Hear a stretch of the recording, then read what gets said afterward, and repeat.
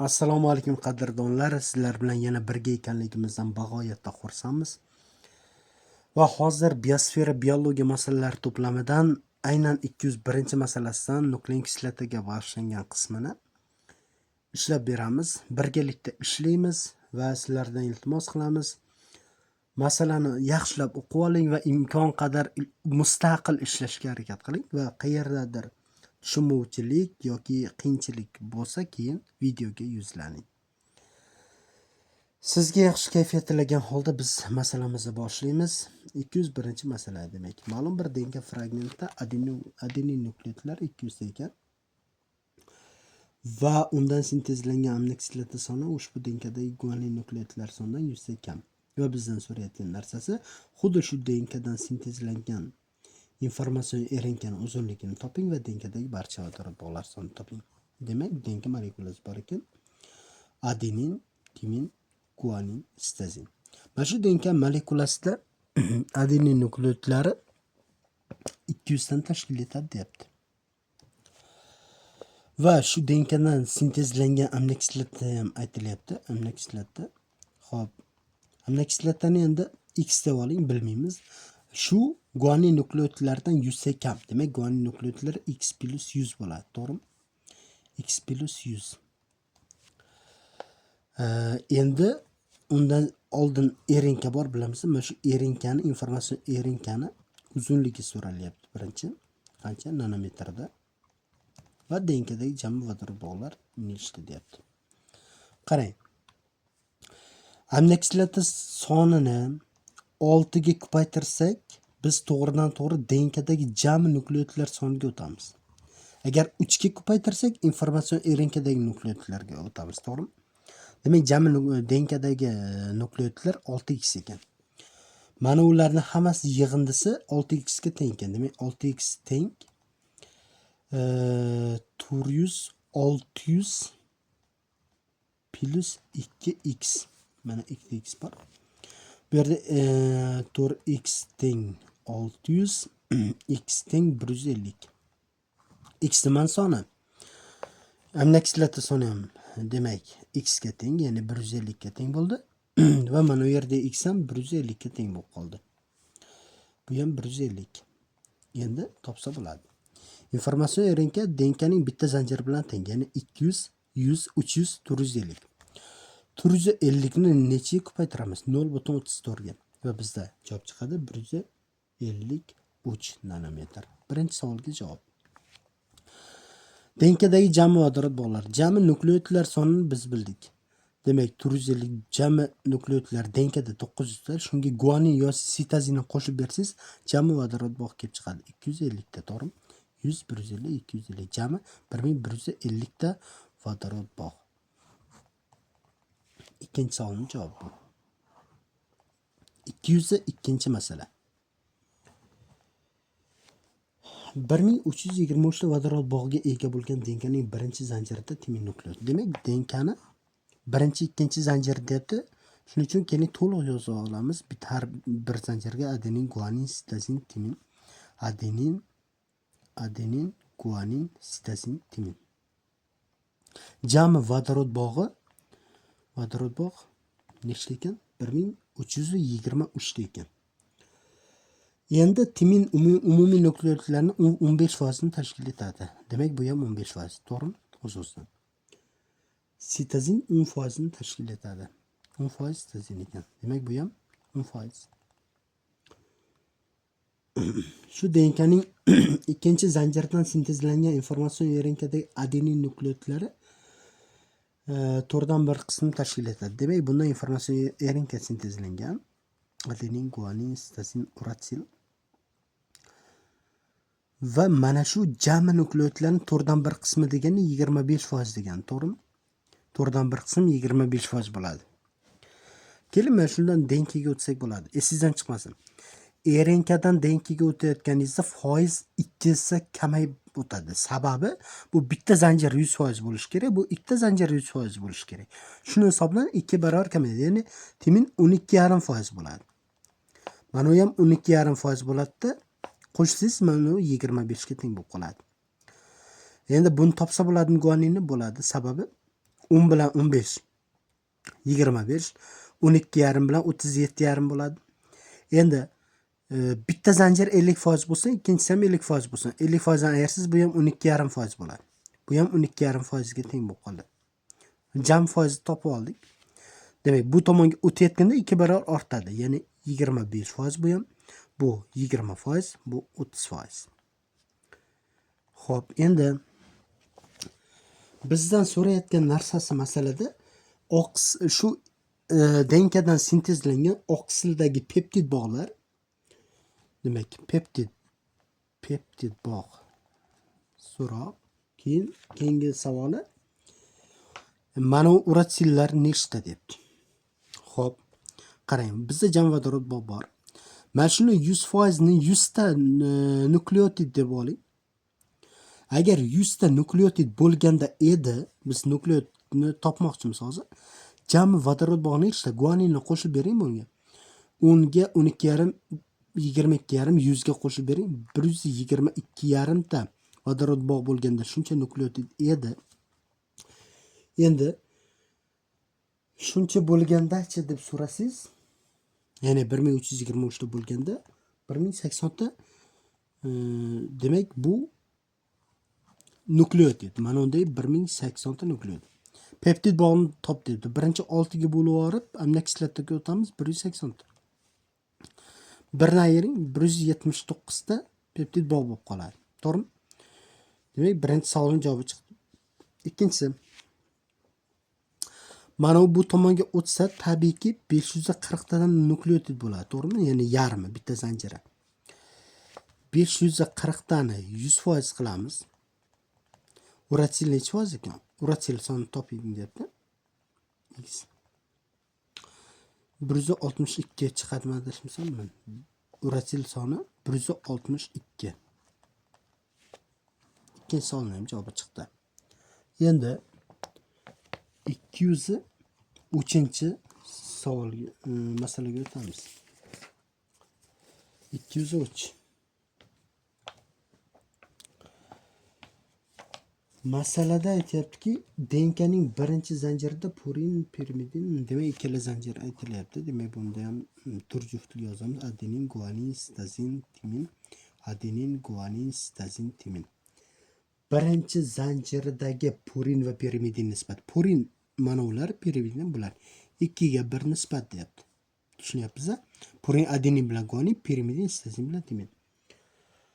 Ikkinchi zanjirdagi purin mana adenin bilan gumin, adenin bilan guanin 200 ta.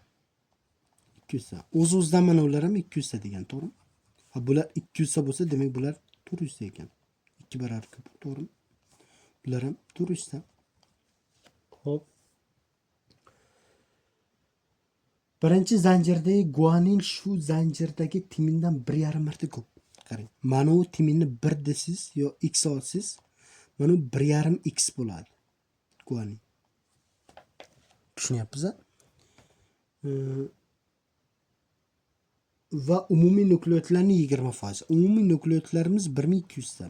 600, 600, 1200, 100%. 20% o'z navbatida 240 chiqadimi? 240. Demak, mana guanin yoki sitazin 240 ta ekan. Ha, o'z navbatda timinga qancha qoladi? Ayirsiz. 160 ta qoladimi? 160 ta bu. Bu tomon ham 160. Bu tomon ham demak 240. 1,5 ga bo'lib yuboring, mana u timin ham chiqadi. Ya'ni x ham chiqadi. Bu 160 chiqadimi? Bu ham 160. Guaninga qancha qoladi? 40. Bu sitazinga ham 40 qoladi. Jami ajratib oldik nukleotidlarni. Bizdan so'rayotgan narsasi ikkinchi zanjirdagi sitazin sonini toping birinchi. Mana ikkinchi zanjirdagi sitazin 240 ta. Birinchi savolning javobi chiqdi. Denkadagi vodorod bog'lari sonini toping deyapti. Jami nukleotidlar 1200 tamida. Guanin yoki sitazinni qo'shib bering. Guanin 40 ga 240. 280 bo'ladi. 1480 ta vodorod bog' chiqadi. Ikkinchi savolning javobi ham chiqdi. 204-masalaga keldik. 204 ham bir xil ekan. 205 masala yo'q 204 205 bilan bir xil ekan, uzr. 204 masalani ko'ramiz. Uchta DNK molekulasidagi vodorod va fosfodifir bog'larning farqi berilgan. Uchta DNK bor ekan, bir ikkinchisi va uchinchi DNK bor. Adenin, timin, adenin, timin, adenin, timin, guanin, sitazin, guanin, sitazin, guanin, sitazin. Uchalasidagi vodorod va fosfodifir bog'larning farqi 1, 2, 1,5. Qarang. Vodorod bog'dan fosfodifir bog'ni ayirsang deyapti, 1 chiqadi deyapti. Nisbatda endi albatta. Ya'ni bu ham shunaqa 2, mana undan 2 barobar ko'p chiqadi deyapti. Bundan ham shunaqa. Fosfodifir bog'ni ayirsang, bulardan 1,5 marta ko'p masalan bundan. Xo'p, ana endi 3-chi DNKdagi guanin nukleotlar soni 58 ekan. Mana 58 ekan. Bu ham 58 dan. Biz bulardagi guanin sitazinlarni topmoqchi bo'lsak, qarang, mana u nisbatni faqat e'tibor bering. Agar mana u fosfodifir bog' emas, nukleotidlar bo'lganda edi, guanin chiqardi. Ya'ni 58 chiqardi. Lekin fosfodifir bog' ikkita kamu, bunga qo'shib bering uchun 60 chiqadi. 60 bo'lsa, agar 1,5 60 bo'lsa, ikkisi necha bo'ladi? 80 bo'ladimi o'zi navbatda? 2 80 bo'lsa, 1 40 bo'ladi. Bu albatta yo'q. Bu fosfodifir bog' bilan vodorod bog'ning farqi. Demak, agar vodorod bog' bilan nukleotidlarning farqi desa 78 chiqadi. Demak, guaninlar soni 78 tadan, sitazindan bu endi 38 tadan bo'ladi. 38, bu ham 38. Xo'p, savol. DNKdagi sitazin, uchala DNKdagi sitazin va guaninlar yig'indisini toping deyaptimi? Yo'q, vodorod bog'lar sonini toping deyapti ekan, uzr. Uchalasi vodorod bog'lar. Bittadan qo'shib chiqamiz. 38 ga qo'shamiz. 78 ni qo'shamiz. 58 ni ne chiqadi? Xo'p, 174 ni ne chiqadi? 38 qo'shamiz. 78 58 174. 174 ni endi nechaga ko'paytiramiz? 3 ga ko'paytiramiz. Chunki vodorod bog'lar 3 tadan bo'ladi. 522 chiqadi desam, birinchi savolning javobi. Ikkinchi savoli, ikkinchi DNKdagi sitazinlarni toping. Ikkinchi DNKdagi sitazin 78. Mana ikkinchi savolning javobi. Demak, 204 gacha ko'rdik. 205-masala ham 204 bilan bir xil ekan. Keling, 200 mustaqil ishlab ko'ramiz uni. 206-masalani ko'ramiz endi. 206 uzunliklar yig'indisi, ya'ni 248,2 nanometr bo'lgan 3 ta DNK molekulasi bor ekan. Xo'p, birinchi DNK, ikkinchi DNK va uchinchi DNK. Adenin, timin, guanin, sitazin. Adenin, timin, guanin, sitazin. Adenin, timin, guanin, sitazin. Xo'p, ana endi keling, mana shu jami uzunligi berilgan, o'shani 0.34 ga bo'lib yuboramiz. Birinchi 700 ne chiqadi? Chiqarmidi? Adashmasam shunaqa chiqardi. 2 ga ko'paytirsak 1460. Jami, chunki bu bitta zanjir chiqadi, 2 ga ko'paytirib jami nukleotidlar. Uchalasidagi jami nukleotid bu. Uchalasiga jami vodorod bog'i berilgan 1860. Bu jami vodorod bog'. Bu vodorod bog'i nisbati ham berilgan ekan. Mana bunday vodorod bog' 1 bo'lsa, bunda 2, bunda 3. Xo'p, savol, ikkinchi DNKning uzunligi hamda 3-chi DNKdagi 3 ta vodorod bog' saqlovchi umumiy nukleotid, ya'ni guanin va sitazin yig'indisini toping deyapti. Va bizda ma'lumot bor hozir. Birinchi DNKdagi nukleotni X oling deyapti. Ikkinchi DNKdagi sitazinni Y oling deyapti. Va uchinchi DNKdagi purin, mana ikkalasini Z oling deyapti. Yana ma'lumot bor. Uchinchi DNKda purin sitazinni ayring deyapti. 120 chiqadi deyapti. Keyingi ma'lumotimiz Z bo'laverin X ga 7 ga teng.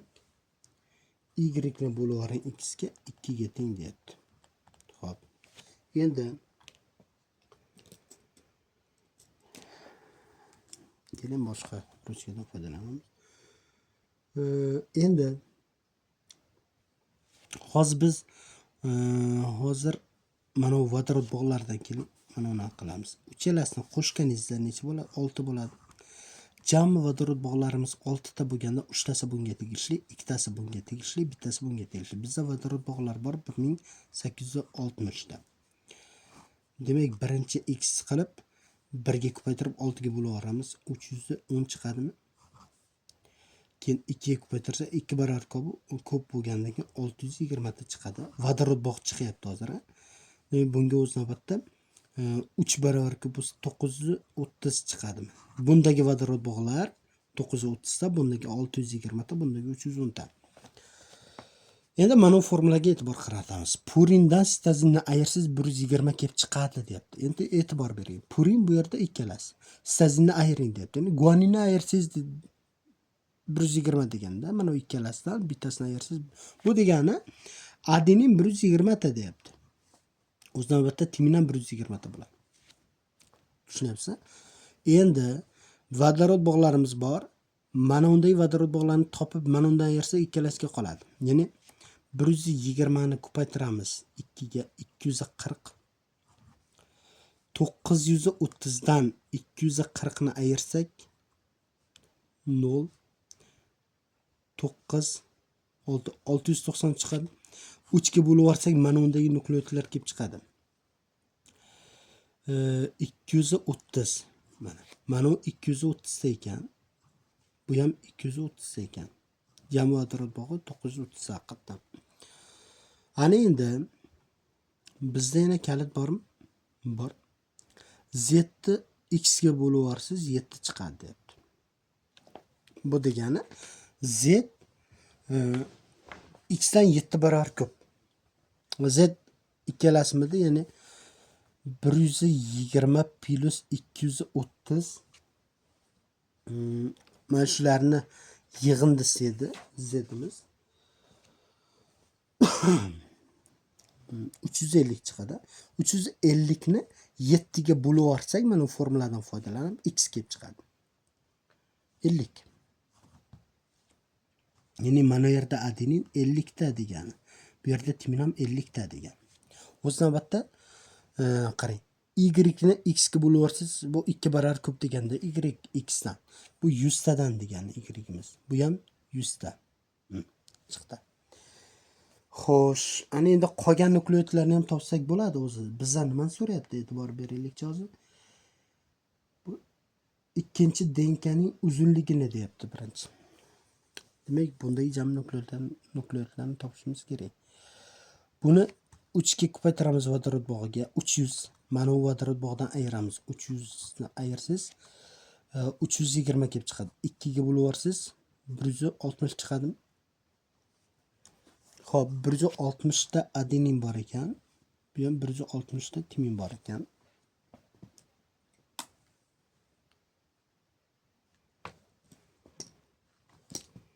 Xo'p. 160 ta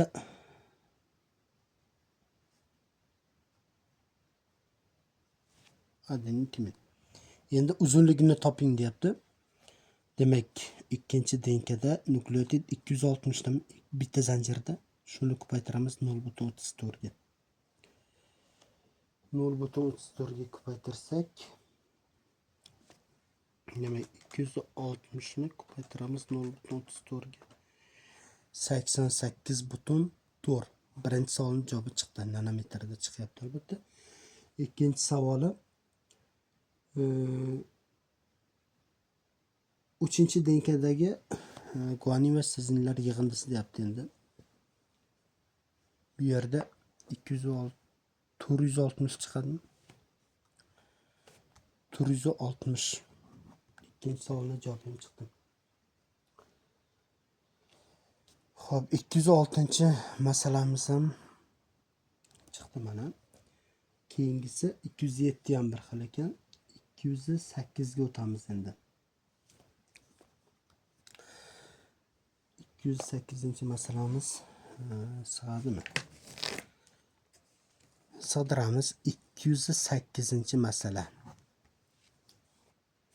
Denkaning ma'lum bir fragmentida ikki xil oqsil sintezlovchi genlar joylashgan. Bu genlar uzunligi 2-3 nisbatda bo'lib, ular orasi 20 juft ma'nosida nukleotidlar ketma-ketligi mavjud. Xo'p, har bitta gen oxirida stop kod bor ekan, stopga olinsin deyapti. Agar denkadagi fosfodifir bog'lar va sintezli oqsildagi peptid bog'lar farqi 542 ga teng bo'lsa, kichikroq gen uzunligini toping. Birinchi savoli. Ikkinchi savol, agar katta gen tarkibida adenin guanindan 40 ta ko'p bo'lsa, katta gendagi vodorod bog'larini toping deyapti. Xo'p, endi buni demak ma'nosini tushunishimiz kerak birinchi navbatda. Qarang, bitta uzun denkamiz bor ekan, e'tibor bering.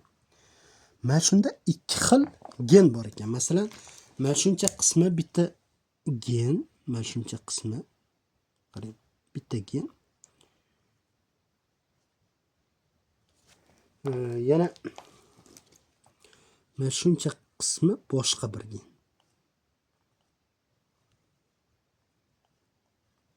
E'tibor bering. Ikkita gen bor, denka denka bu.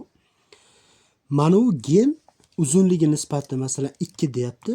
Bu genni 3 deyapti. Uzunliklari nukleotidlar sonida ham shunaqa nisbat desak bo'ladi.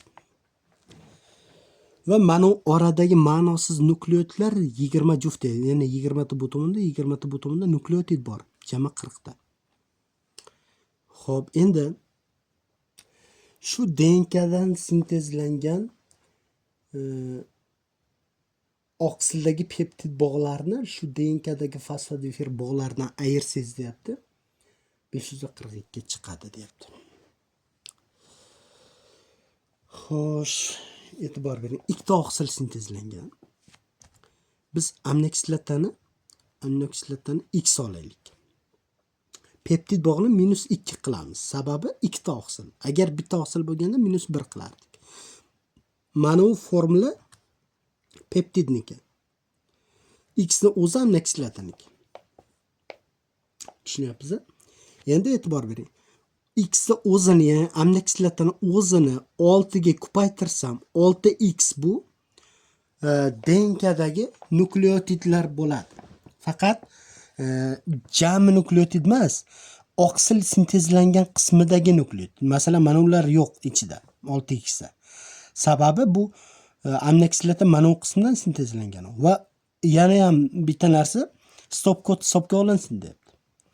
Men mana shunga qo'shib beraman hozir 12 ni. Nimaga deyilganda?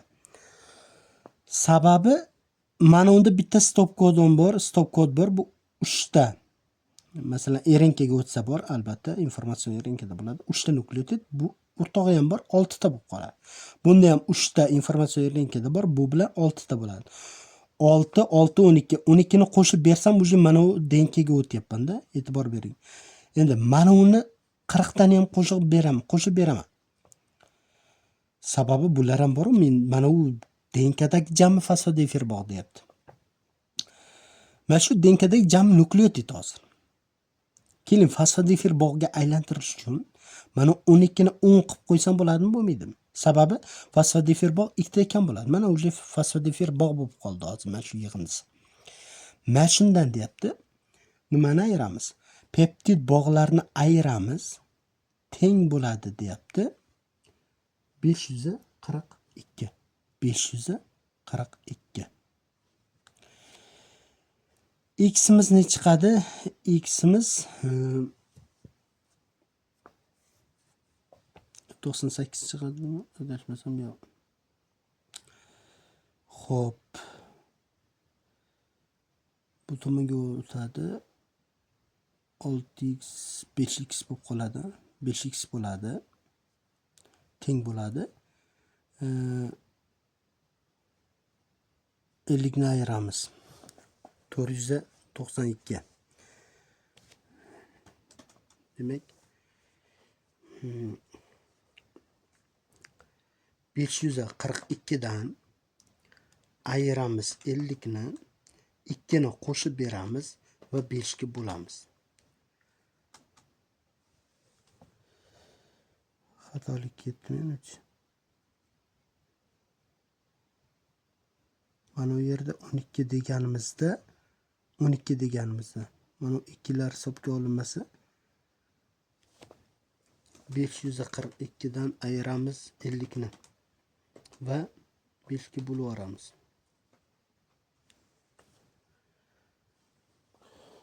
Xato ketdik menimcha.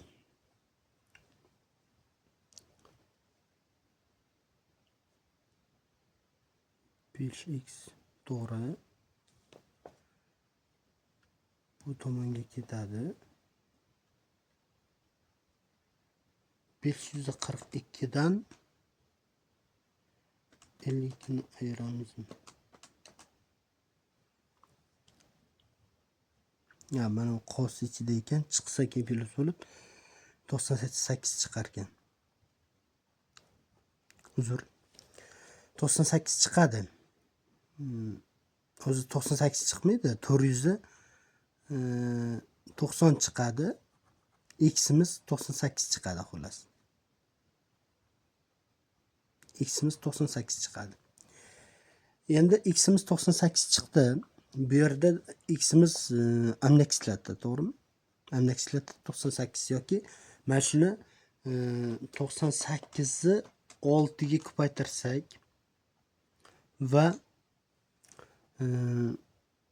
12 bilan 40 ni qo'shib bersak 52 ni jami shu DNKdagi nukleotlar 640 ta bo'lib qoladi. Jami shu DNKdagi nukleotlar 640 ta bo'lib qoladi. Xo'p, endi 640 ta bo'lsa, bizdan so'rayotgan narsasi nima endi? Kichikroq gen uzunligini toping. O'zi 6x ni ko'paytirsak, 6x ni o'zi 98 ga ko'paytirsak 588. Bunga men 12 ni qo'shib bersam, ya'ni stop kodonlari bilan o'sha 600 ta bo'ladi. 600 ta bo'lsa, endi bu tomonga qancha qarang. 2 3 nisbat jam 5. Menda jam 600 ta bor. Mana bu ikkalasini o'zida. Mana uni qo'shmayapman hozir. Buni qo'shsam umumiy 640 ta bo'ladi. Bu 600 ta. Endi qanchadan bo'ladi?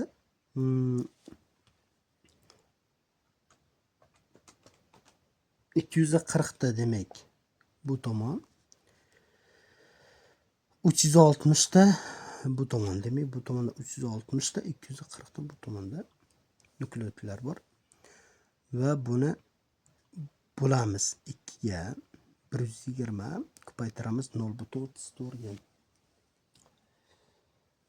0.34 ga ko'paytirsak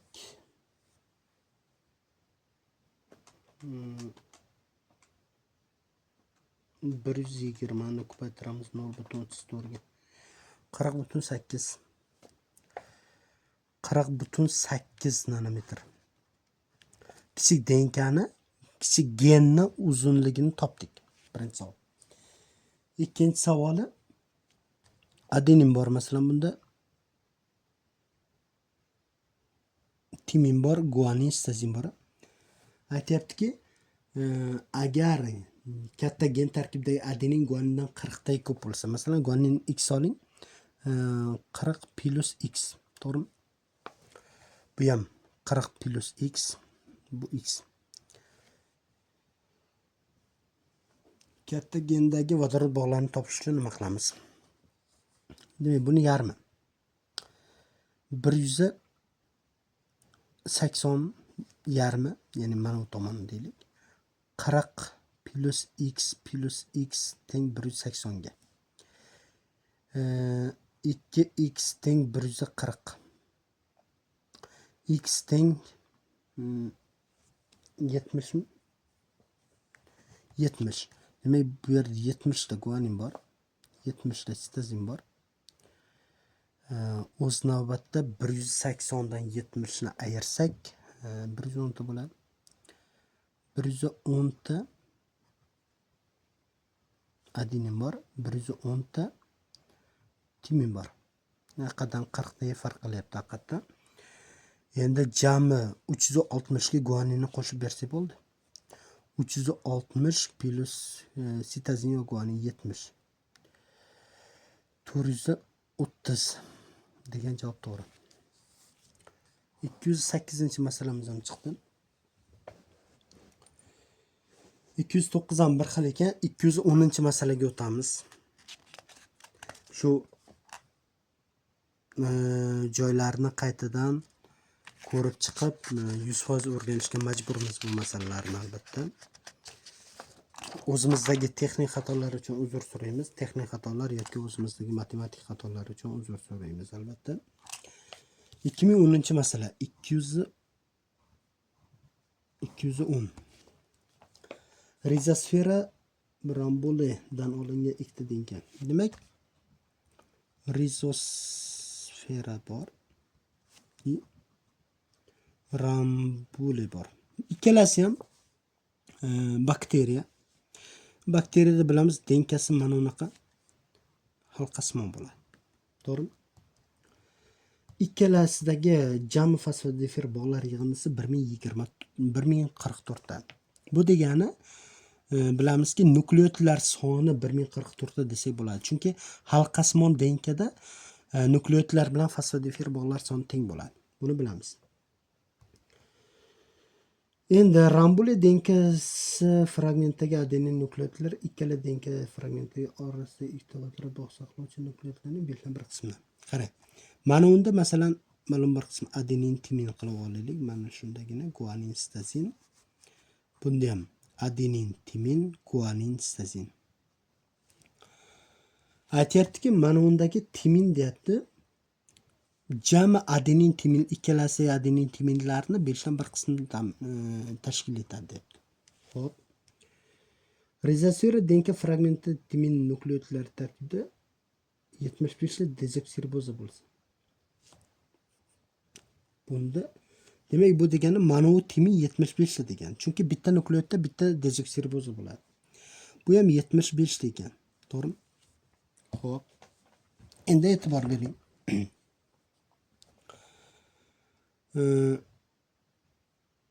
Bizdan so'rayotgani va ikkala denkadagi timin nukleozidlari yig'indisi rambuledagi guanin nukleozidlari soniga teng bo'lsa. Mana bu bir qismni tashkil etsa, bu ham bir qism bo'lsa, o'z navbatida bulardagi 3 qism bo'ladi. Ya'ni 75 ga 75. 150 gimiz 3 qism bo'lsa, adenin bilan timin. Mana undagi bir qismni topmoqchi bo'lsak yoki ikki qismni topsak ham bo'ladi. Qancha bo'ladi? 150 ni 2 ga ko'paytirib 3 ga bo'lib yuborsak 100 chiqadi. 100 demak 50 ta bu 50 ta bu degan. 50 tadan. Endi ikkala denkadagi timin nukleozidlari yig'indisi rambuledagi guanin. Demak, bu timin bilan bu timinning yig'indisi deyapti. 125 bo'ladi. Guaninga teng deyapti. 125 ta guanin bor deyapti. 125 ta sitazin ham bor. Buni bilamiz.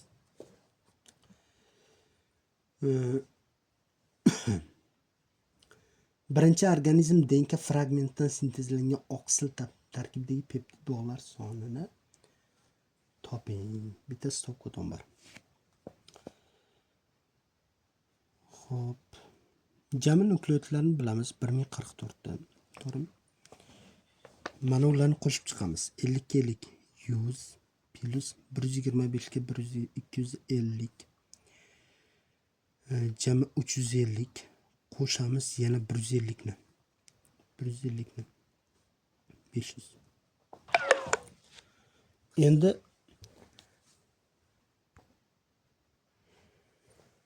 500 bo'lsa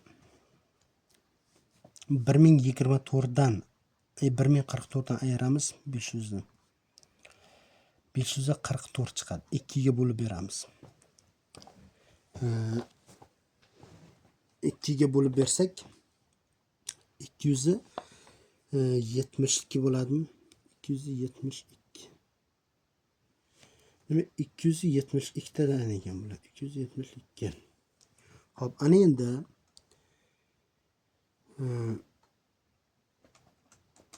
nimani topamiz?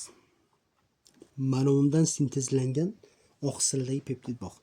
75 150 qo'shamiz 544 ni. 694 ta nukleotid bormi hozir? O'shani 6 ga bo'lib yorsangiz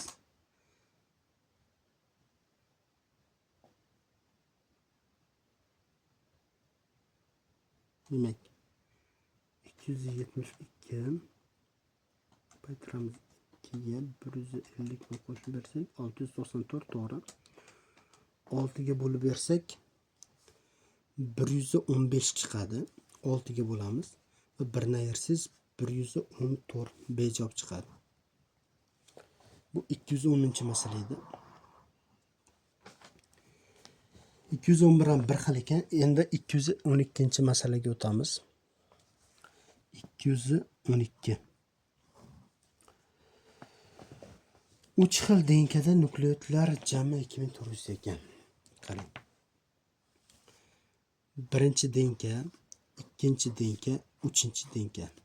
Jami 2400 ta nukleotid bor. Nukleotid.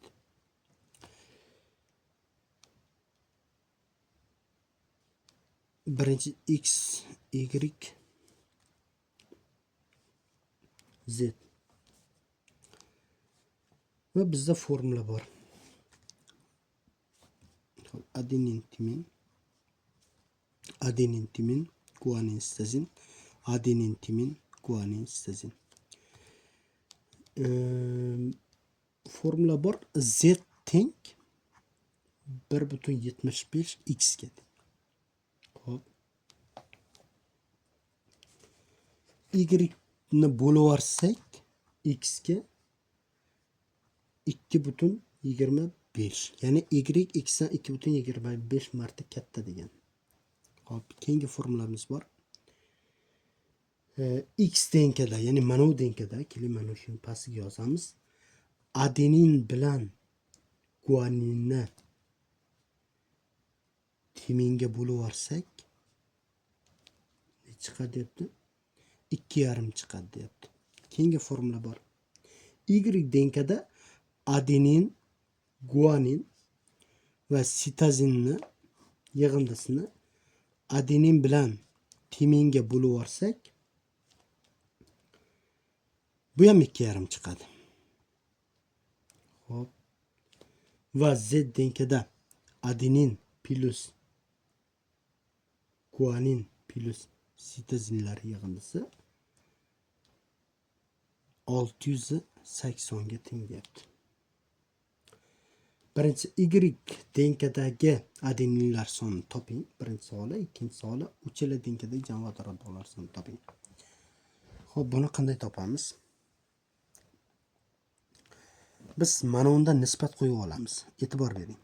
Adenin bilan guaninni timinga bo'lib yorsak deyapti, 2,5 chiqadi.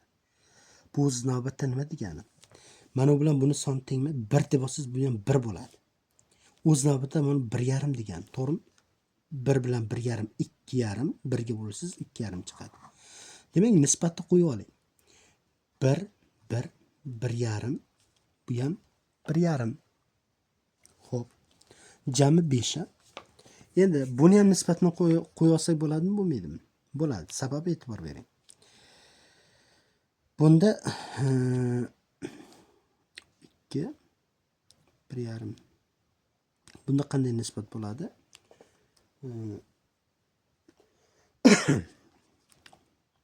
Misol, agar buni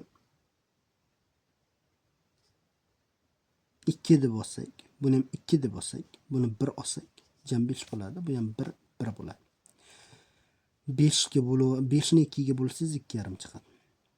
Buni 1 olsak, yana shunaqa olsak to'g'ri bo'ladi nisbatni. Ya'ni adenillar 1, bular 2 nisbatda ekan. Bu nisbat, bu aynan masalan bularning yig'indisi 5 bo'lsa, bularning yig'indisi 6, 5 ga 6 nisbat degani emas. O'zidagi nukleotlarning nisbati 1 ga 2 nisbatda ekan degani e'tibor beramiz.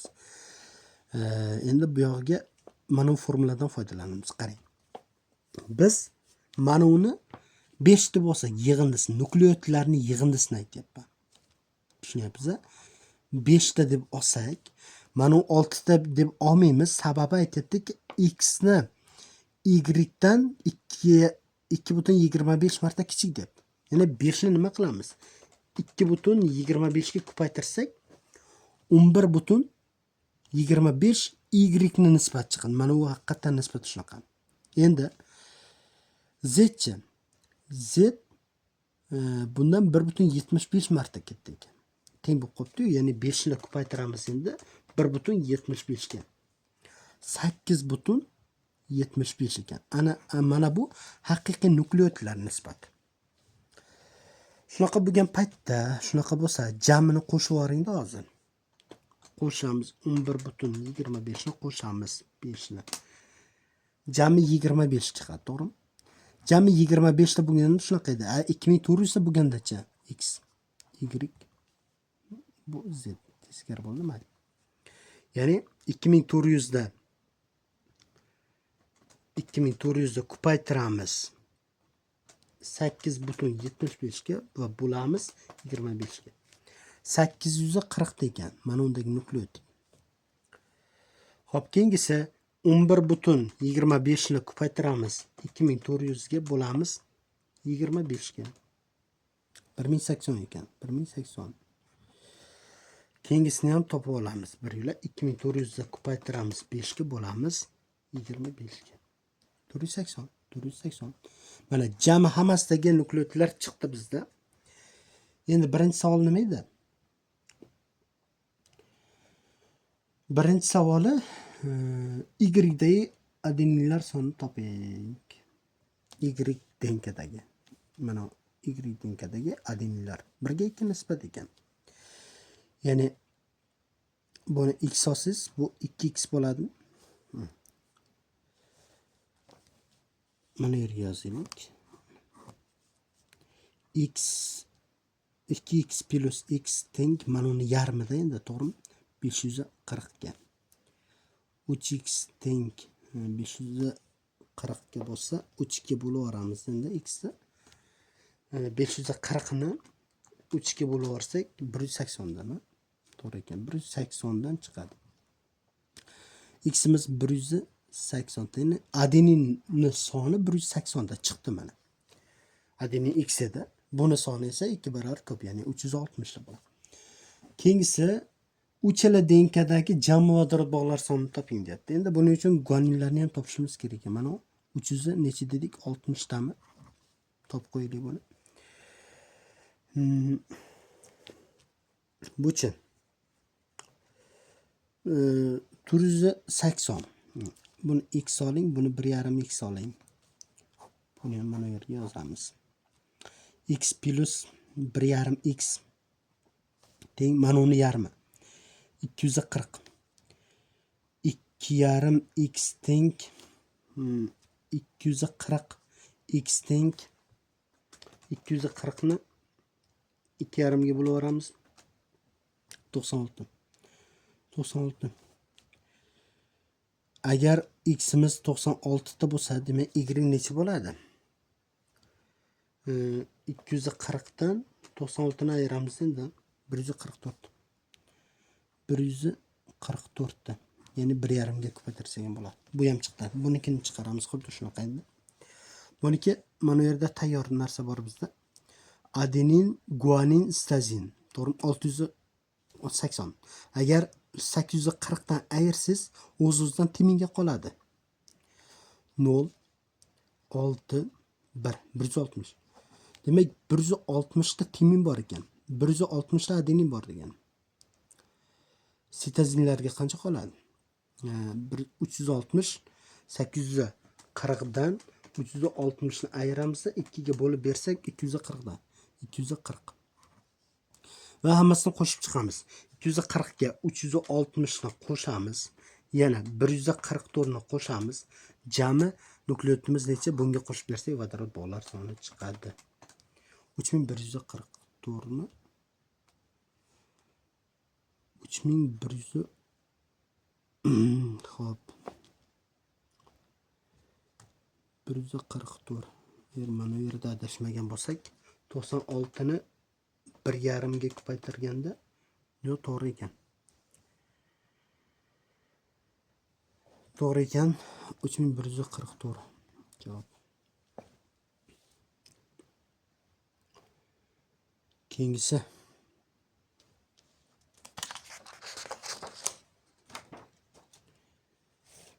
213 ham bir xil ekan, 214 ham bir xil, 215. 215-chi masalamiz. Adenin nukleotlari 200 dan tashkil etadigan zinc molekulyasi sintezlangan oqsilda ishlatilgan. Buni ishladik 215-chi masalani. 200 adashmasam 1 bilan 1 xilmidi? Yo'q, 200 ha. 200 1 bilan 1 xil ekan. Shuning uchun uni ham tashlab ketamiz.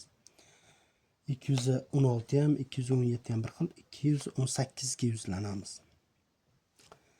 218-chi masalamiz bu grafik ekan. Xo'p, e'tibor bering. Bizda endi bu masalani keling.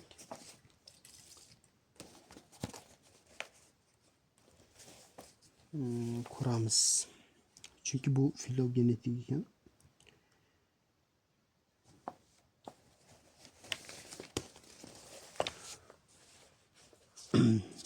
Masalaga e'tibor qarating. Rasmda turlar guruhining genom denkasidagi 4 ta nukleot ketma-ketlikda ko'rsatilgan. Xo'p, ko'rdik. E'tibor bering. Ajdod tur debdi. Adenin, guanin, timin, timin. Mana shunaqa ajdod tur ekan. Bitta, demak, mana shulardan boshqalari kelib chiqqan. Mana bu yerda bitta ajdod tur bor. Mana shulardan boshqalari kelib chiqqan. Ushbu ma'lumotdan foydalanib qaysi javobdagi filogenetik daraxt to'g'ri tuzilganligi. Birinchi A dan ko'ramiz. Albatta javobdan ketamiz. Keyin xato bo'lsa keyin nimalarga o'tamiz. Ko'rib chiqdik. A to'g'ri keldi. Sababi qarang. A ajdod tur, undan birinchi kelib chiqqan 5 deyapmiz. Sababi qarang, 5-qatordagi turni qarang. A bilan ajdod tur bilan, ya'ni A deganim ajdod tur bir xil ekanmi? Faqat sitozin farq qilyapti. Ya'ni bitta gen o'rni almashgan xolos. Guanin, timin. Bu yerda faqat adenin o'rniga sitozin. Ya'ni purin o'rniga pirimidin transversiya bo'ladi. Bitta shunaqa bo'lgan.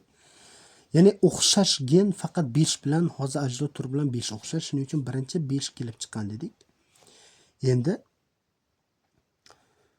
masalan mana unda xato 6 kelib chiqqan deyapti. Yo'q, bu o'xshamaydi. Bu keyinchalik kelib chiqqan. Bu xato o'z navbatda. A to'g'riligini hozir yana ko'ramiz. Keyingisi 3 bilan masalan 6 taqqoslang. 3 mana, 6 mana. Bu yerda ham deyarli bir xil, faqat timinning o'rniga sitozin kelib qolgan. Shuning uchun 3 bilan 6 ni kelib chiqishi bitta degan. 3 bilan 6 ni mana. Endi 2 bilan 4 ni kelib chiqishi bir xil. Sababi 2 ni qarang va 4 ni qarang. 4-da. Bu yerda farq kam, adenin bilan tim. To'g'ri, ikkita farq bor. Boshqasiga nisbatan o'xshashi shu. Timinga 2 bilan 4 ni taqqoslayapmiz. Timinga timin, guaninga sitozin, ya'ni deyarli o'xshash. Adeninga adenin, timinga adenin. Shuning uchun 2 bilan 4 ni ham kelib chiqishi bir. Va birinchi mana shularni kelib chiqishi bir xilligi, ya'ni bir mana bu boshqalarga o'xshamaydi, ya'ni mana uni yoniga qilsak xato bo'ladi. Sababi adenin, sitozin, adenin, timin. Nisbatan 2 bilan 4 ga nisbatan 3 bilan 6 ga o'xshash bo'lganligi uchun mana A javob to'g'ri. Qolganlari to'g'ri kelmaydi, qolganlari xato. 218-si, demak A javob to'g'ri. 219 ham o'xshash, mustaqil ishlab ko'ramiz uni. Keyingisi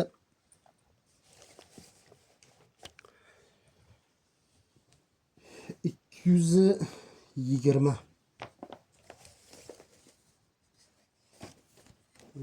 220 masalamizda e'tibor beramiz. Mana unaqa holat berilgan, ya'ni formulaga o'xshagan narsa berilgan. Va buni keling yozamiz endi. Qaysi javob xato deyapti, mos kelmaydi deyapti. Bu yerda A javob xato bo'ladi.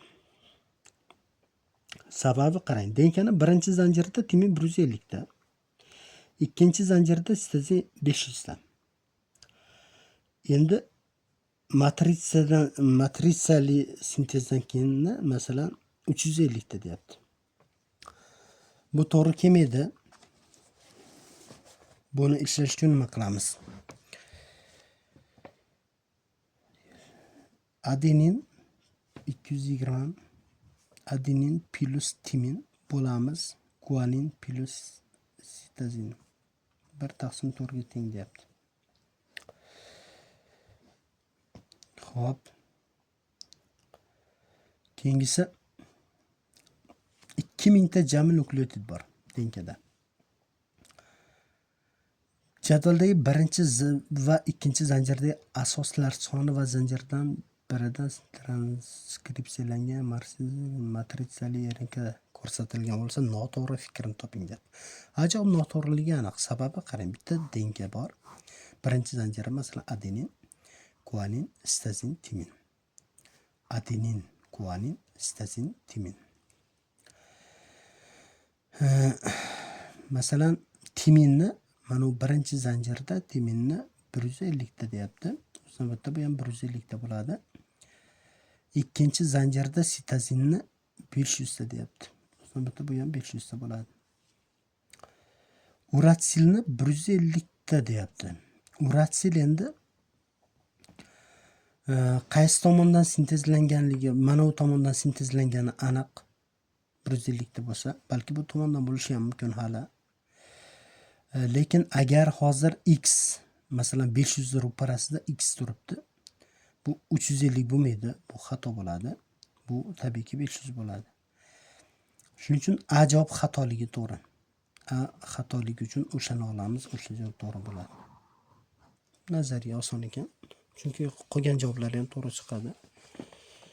Keyingisi 221-masala.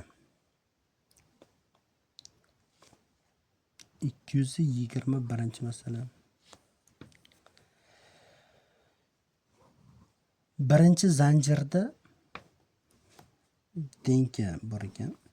Adenin, guanin, sitozin, timin. Adenin, guanin, sitozin, timin. Birinchi zanjirdagi adenin 1, 2, 1,5 nisbatda deyapti. Ikkinchi zanjirdagi adenin umumiy nukleotidlarning 12,5% qismini tashkil etadi. 12,5%. Navbatda bu ham 12,5%. Foizda hisoblasa.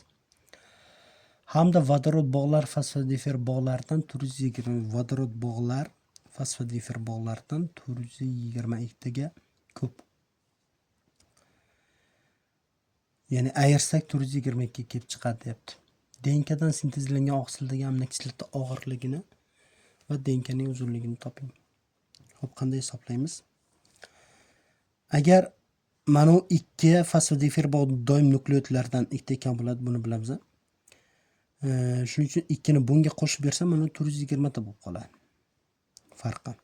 Bu farq o'z navbatda mana nukleotidlar yig'indisi bo'lib qoladi-da. Fosfodifer bo'lmaydi endi. 2 ni qo'shib berdim-ku, nukleotid bo'lib qoladi. Vodorod bog' bilan nukleotidda farqi bu guanin yoki sitozinga to'g'ri kelib qoladi. 420 ta. Xo'p, bu degani mana bu ikkalasi 420 ta degani. Bu ham ikkalasi 420 ta degani. Xo'p. Endi davom ettiramiz.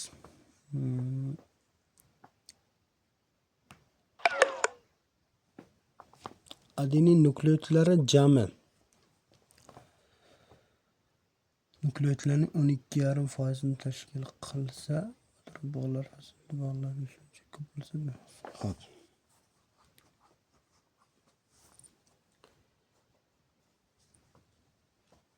Bu yerda bizda demak jami guaninlar chiqdi.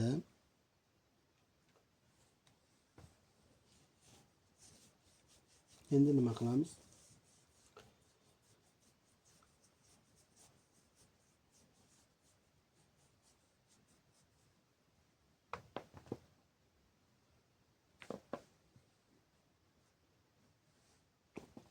Hop. Mana ularni qo'shamiz. Ikkalasini qo'shsak 3,5 chiqadi. Shu 3,5 bo'lganda 420 ta, to'g'rimi? Agar 1 bo'lganda-chi desak, demak 420 ni 3,5 ga bo'lib olamiz. 120. 120 demak mana ular 120 ta ekan, bu ham 120 ta ekan.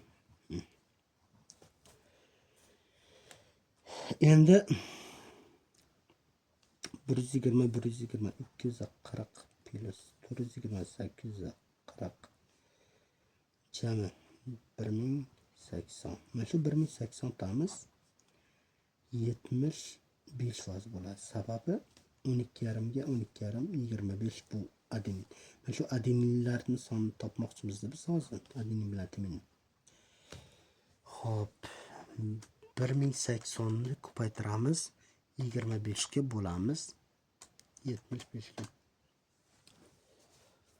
360 chiqadimi? 360 ni 2 ga bo'lib bersak 180 tadan bo'ladi endi. 180 tadan. Xo'p. Endi bizdan nimani topyapti? DNKdan sintezlangan oqsildagi aminokislotalar og'irligini, aminokislota sonini topib olaylik oldin.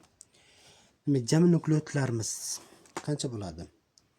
840 plus 240. 1440 bo'ladi.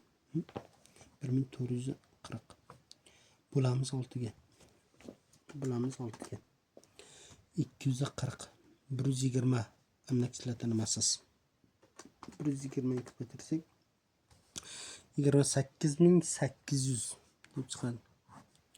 Bu og'irligi, aminokislotning og'irligi. Keyingisi DNKning uzunligini aniqlang deyapti. 1440 ni 2 ga bo'lamizda 720 ni 0.34 ga ko'paytiramiz. 244,8. 244,8 bu nanometrda uzunligi. Hop, keyingisi 222 masala. Translyatsiya jarayonida qatnashgan informatsion RNK tarkibidagi fosfodifir bog'lar va hosil bo'lgan oqsildagi peptid bog'lar yig'indisi shu RNKni hosil qilgan DNKdagi fosfodifir bog'lar sonidan 800 ga kam bo'lsa, hisobkodon yo'q deyapti. Oqsil tarkibida 20 xil aminokislota barchasi tartib bilan takrorlanuvchi. Birinchi savol xullas, oqsildagi aminokislota sonini toping va DNKdagi adeninlar soni oqsildagi aminokislotalar soniga teng bo'lsa, DNKdagi jam vodorod bog'lari sonini toping deb. Endi 2222-masalada qarang. Tenglama tuzamiz. Informatsion RNK bunday fosfodifir bog'lar deyapti, plus peptid bog'lar. Ya'ni peptid bog'. Undan sintezlangan oqsildagi peptid bog' x-1 bo'ladi. Chunki aminokislota sonini biz doim x olamiz. Endi bilmagan holda x olamiz. Ya'ni berilmagan bo'lsa Endi shu narsa deyapti. DNKdagi jami fosfodifir bog'lardan nechlik farq qiladi? 800 ekan. Aminokislotani x olsak, agar men 6 ga ko'paytirsam, 6x bu jami DNKdagi nukleotid. 6x dan 2 ni ayirsam men fosfodifir bog' bo'ladi. DNKdagi fosfodifir bog'lardan deyapti. Fosfodifir bog'lardan ayiring deyapti. Ya'ni RNKdagi fosfodifir bog'. Bu 3x bo'ladi nukleotidi, 1 ni ayirsam fosfodifir bog' bo'lib qoladi. Plus x minus 1 teng deyapti o'shanda 800. Mana minuslar qo'shilsa 2 bo'ladi, ketib qoldi deylik. Endi 3x 2x bo'ladi. Mana ham x bor ekan. 2x teng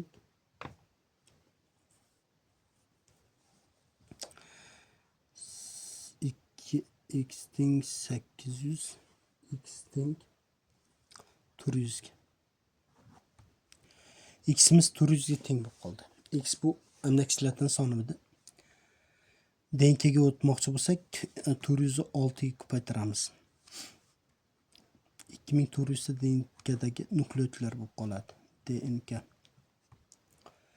Xo'p. Oqsildagi aminokislotlar soni 400 ta chiqdi, bu chiqdi. Keyingisi DNKda adenin soni aminokislota soniga teng. Demak, DNKda adenin, timin, guanin, sitozin. Adenin aminokislota 400 ekan, 400 ekan. 800 da 1000 ne chiqadi? 1600 chiqadimi? 2400 dan ayiramiz. 800 ni 1600 ni 2 ga bo'lib beramiz. 800 dan demak bular bor ekan. Va jami DNKdagi nukleotidga sitozin yoki guaninni qo'shib bersak 3200 degan javob to'g'ri bo'ladi. Bu 22-masala.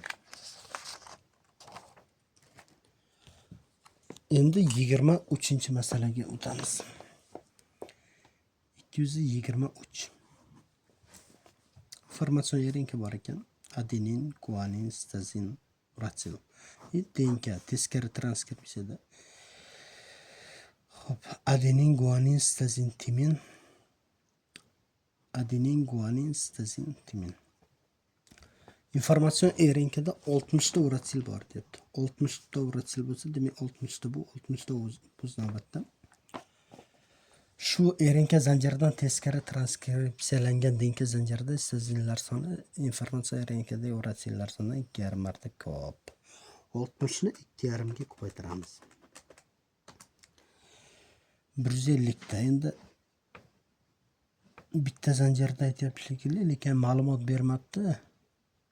Sitozinlar soni debdi, ikkalasi bo'lishi mumkin. Xo'p, mayli bittasiga olaylikchi. Guaninlar soni esa 2,5 marta ko'p, ya'ni 60 ni bo'lamiz 2,5 ga. 24. 24 ta bu, 24 ta bu, 150 ta bu. Xo'p, DNKning shu zanjiridagi timin miqdori undagi guanin va sitozin nukleotidlar yig'indisining o'rtachasiga teng bo'ladi.